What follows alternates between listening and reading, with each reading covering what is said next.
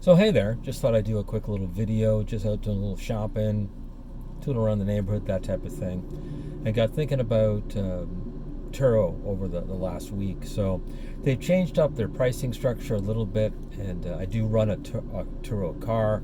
I have one that I enjoy driving periodically, and then it goes out for maybe 2 to 3 weeks in the month. It's kind of my first year with it. I wanted to give it a try and just see, okay, does this actually work?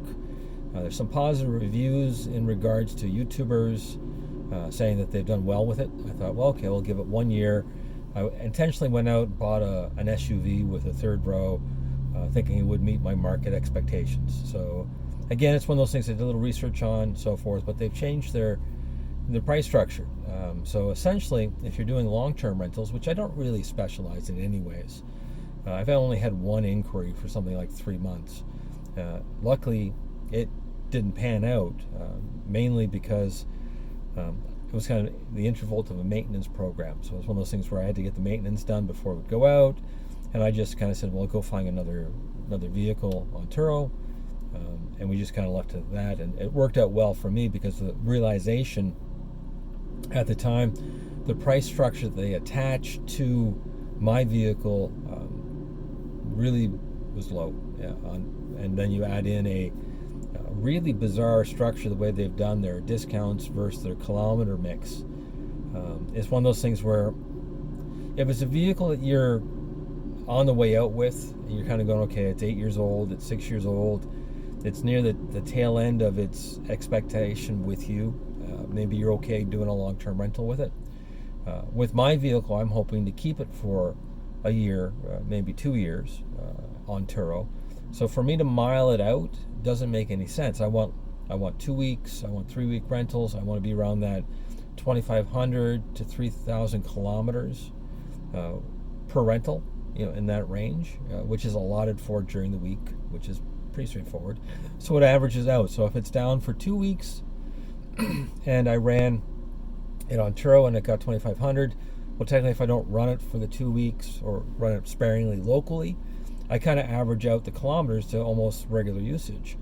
Whereas if I go to a long-term rental, they allow for 12,000 kilometers on travel time as far as the distance is concerned. So you have 30 days or 12,000 kilometers. Now 12,000 kilometers in an average Canadian setup is almost half a year's worth of driving. So of course, if you're going to go rent a car because you're going to be doing a around Canada road trip, you're going down the States, maybe you're going from coast to coast, I understand that it's very affordable. But from my perspective as a host, I look at it and kind of go, well, that 12,000 kilometers is almost a death knell for me from that standpoint, because I'm going, well, the rate of depreciation I've got over a 1 year period has just been accelerated within a 1 month period. So I kind of go, well, it doesn't really work financially as far as when I look at it from depreciations. And mine's actually a 2014, so it's one of those things you look at, the depreciation curve is kind of leveled out. If I were in a brand new car or something that was 3 to 4 years, and someone put that kind of kilometers on the vehicle over a 3 month period, they would have been allotted for 36,000 kilometers. You go, oh my God, like that's a lot of K. Not to mention issues related to a vehicle comes back in 2 weeks, maybe they drove it and something became quirky. It gets taken care of with that timeline, so it keeps my maintenance costs down a fair bit.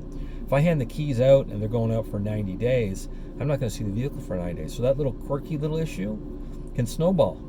So in other words, it comes back and in the 2 weeks I notice, it's got a little bit of a drip. It's got a little leak somewhere. I can fix that.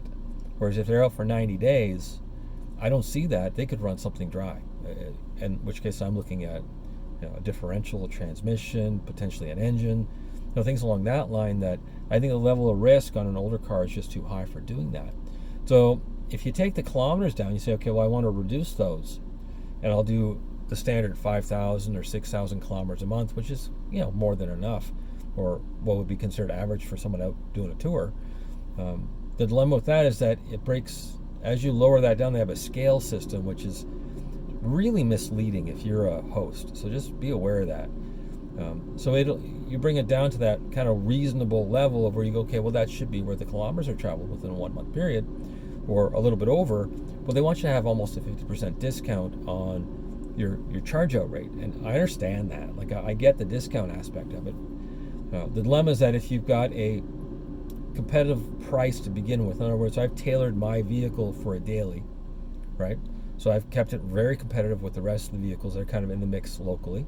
Then I put a 10, 15, 20% discount on that. So now my competitive price with its discount, and then I throw a 45% discount on that, which is what Turo asks for if you reduce your kilometers. Well, technically, I'm sending the vehicle out for like $300 for a month. It doesn't make any sense. From that standpoint, I could rent it for 2 weeks and make the same kind of money that I would make for a monthly rental. Like, really, Turo has not done the math at all. So it's one of those things you look at, you kind of go, if you want to do a long-term rental, or you want to do what's kind of like a fleet competitive price point, or like a buy here, lease here program, you're nowhere in that realm as far as the numbers are concerned. It's one of those things that if you're at Turo and you go to yourself, geez, it'd be really great to get these long-term rentals, essentially 3 months and 6 months.